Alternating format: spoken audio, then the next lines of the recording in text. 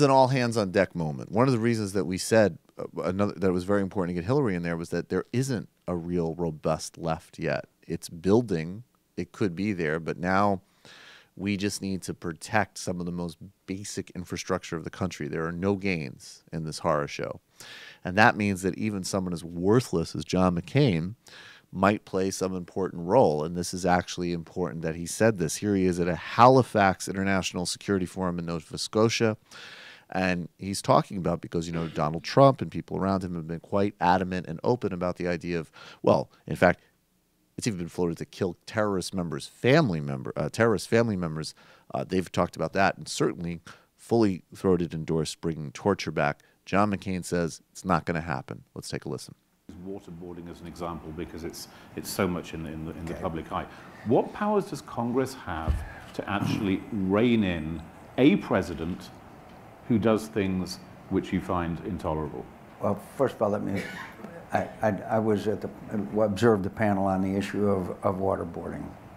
My friends, last year on the Defense Authorization Bill, we had an amendment that said that any agency of government, an interrogation has to be guided by the Army Field Manual. The Army Field Manual specifically states only certain things, techniques for interrogation that can be used. Waterboarding is not one of them. Extremes in temperature is not one of them. There's several others. And so you've got the Geneva Conventions, which we're signatories to, which prohibit waterboarding, and we now have a law. Now, prior to that law, we just didn't do it until this administration. The CIA decided to do it. They cannot do that. If they started waterboarding, I swear to you, there's a whole bunch of us that would have them in court in a New York minute. And there's no judge in America that wouldn't say they're in violation of the law, because it's specifically in law now prohibited. So I don't give a damn what the President of the United States wants to do or anybody else wants to do. We will not waterboard. We will not torture. We will not torture people, and sometime I hope we can get David Petraeus up to this forum. He's one of the great military leaders. He'll tell you, it doesn't work. My friends, it doesn't work.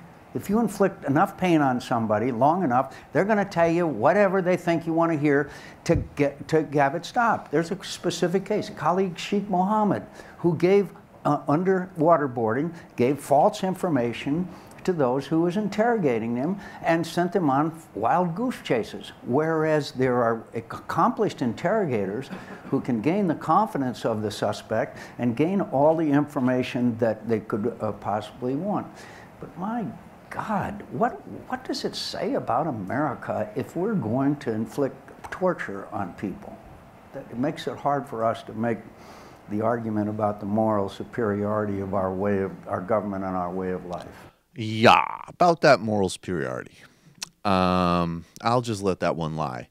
But I would hope, Senator McCain, because that sounded great, total props, but I would just ask you, my friend, to, number one, wouldn't totally bank on all judges in America agreeing with you on that?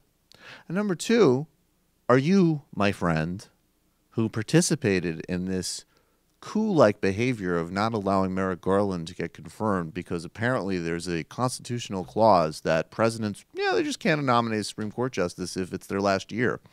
You were part of that made-up thing with you and your fellow Republicans where you've stolen a seat on the Supreme Court.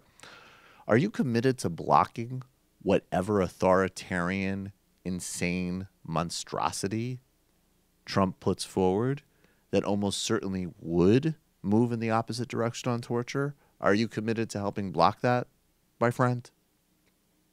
Okay. Hey, it's Sam Seder. Why don't you subscribe to this channel? You can do so right over here. Subscribe.